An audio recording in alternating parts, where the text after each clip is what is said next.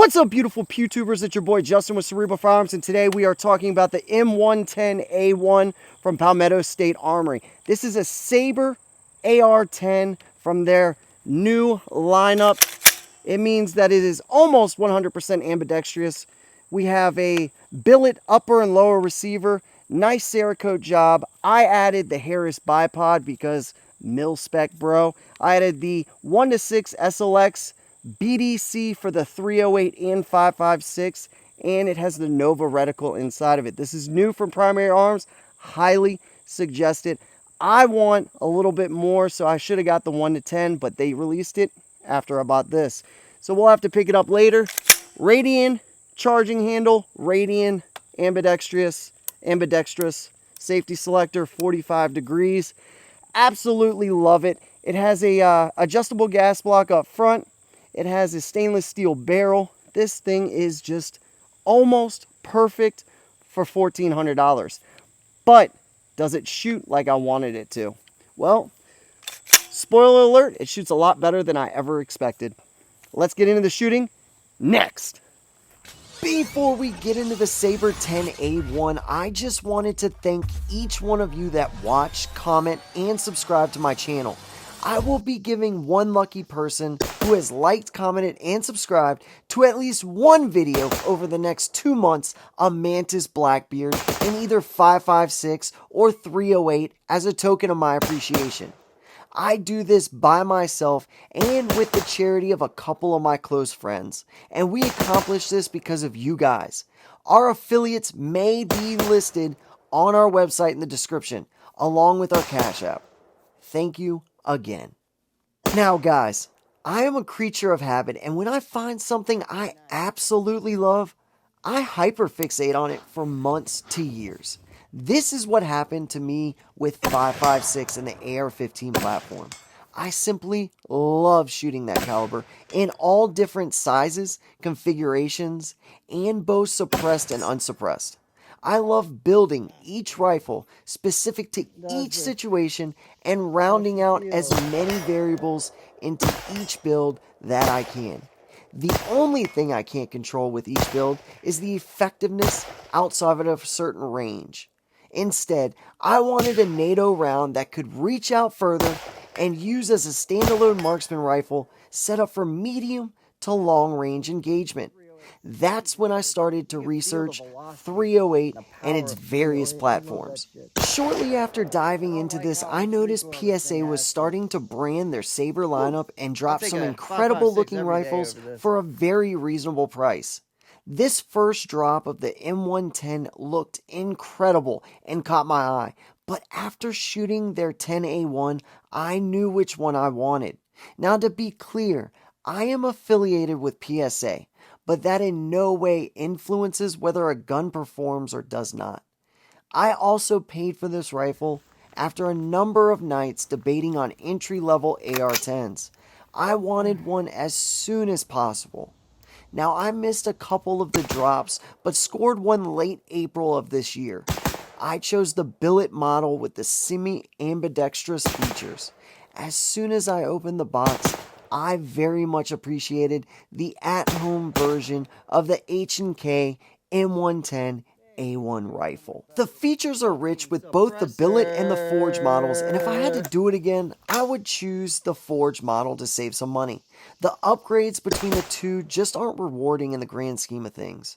Regardless of that, both of the models of the Sabre 10A1 come with an incredible number of features for the price. In a crowded market, PSA is really putting a lot of effort into bringing feature-rich, out-of-the-box rifles at an incredible price.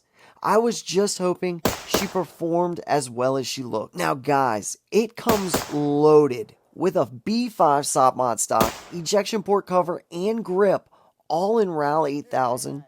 Hard chrome Sabre AR-10 bolt carrier group with Springco gas rings, OCKS fasteners, a Radian Raptor LT charging handle, and Talon 45 degree and 90 degree safety selector, a Sabre S5 buffer tube with an H buffer, the Sabre compensator, a 16-inch mid-length 416R 1-in-10 twist with a pinned adjustable gas block, a 15-inch Sabre QD rail, and the star of the show, in my opinion, is their Sabre Claw 2-stage trigger. Now guys, it comes loaded with a B5 Satmon stock, ejection port cover, and grip, all in RAL 8000, a hard chrome Sabre AR-10 bolt carrier group with Sprinko gas rings and OCKS fasteners, Radian Raptor LT charging handle, and Talon 4590 degree safety selector,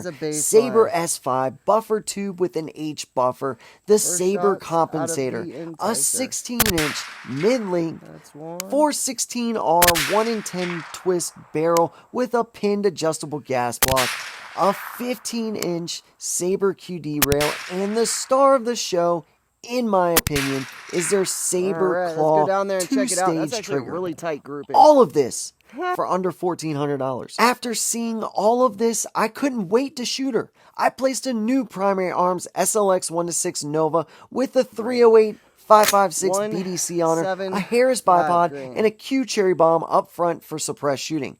During the first mag, I kept getting bad bolt bounce, so adjustments to the gas block were a must. Once the gas was toned down, the gun ran smooth and hit every target I aimed at easily.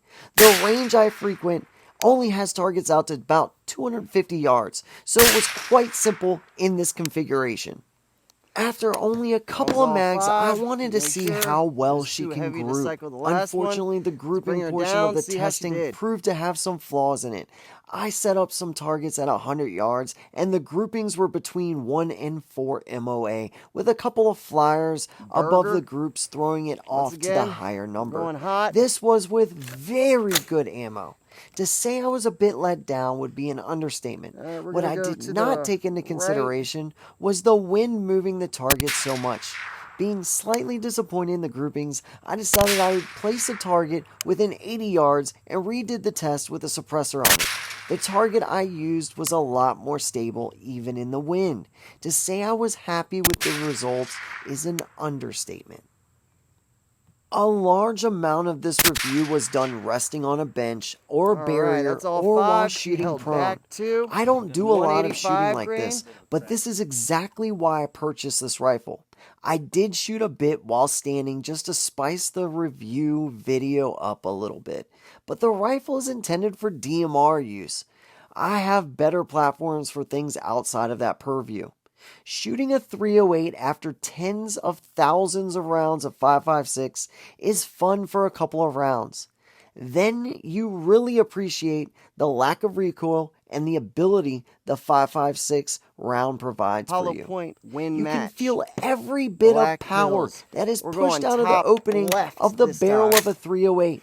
The gun is a lot heavier than an AR-15 as well, which also shamed me into upping my gym routine to 4 days a week instead of my measly 2.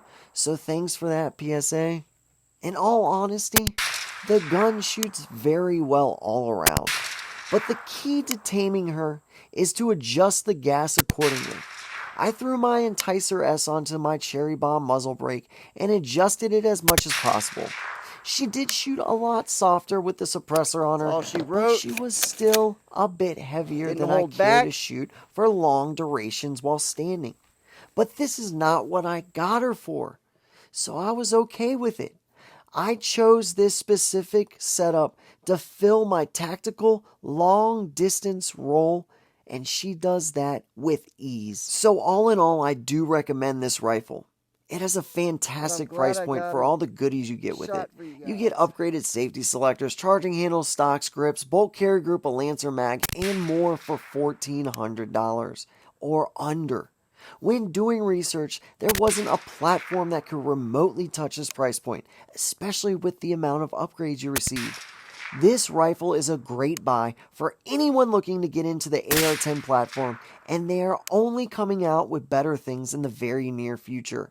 The rifle can certainly provide sub-MOA consistently, as long as you and the glass both do your part. I know, there are a lot of people out there who still cling to the PSA of the past, and this is why I want to try all guns firsthand to get a more objective measure. We can all read about the past and current QC issues of the manufacturer with a quick search, but I wanted to know what they did to fix it. I will admit, I've only been shooting seriously for less than 5 years, so my viewpoint on PSA is not the same as people who have been doing this for decades. With that said, I've seen drastic improvements in their build quality, QC, and customer service even during my short existence in the 2A community. Every gun I've purchased from them has been great out of the gate with the exception of my AK-104 GF5. But once I brought it to their attention, it was only a week and I had her back in perfect working order.